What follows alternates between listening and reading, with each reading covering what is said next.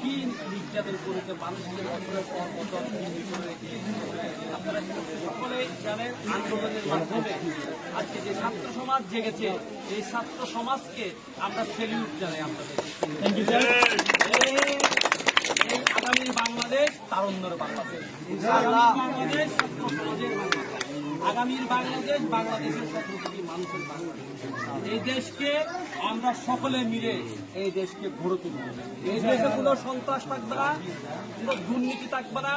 এই দেশে কোনো আগে ছাত্রলীগ যুবলীগ বলে আপনারা যে একটা মুক্তিয়মান আতঙ্কর নাম ছিল, সেগুলো আর বাংলাদেশে থাকবে না।